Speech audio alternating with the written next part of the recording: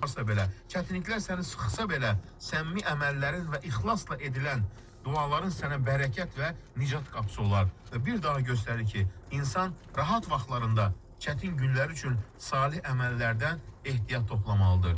Birinci nə idi? Valideynə yaxşılıq. Sənsə, yəni Allahım, bu işi sənin razını qazanmaq üçün etmişəmsə, filan sıxıntım aradan qaldır. Ben bunu bilmirdim hocam.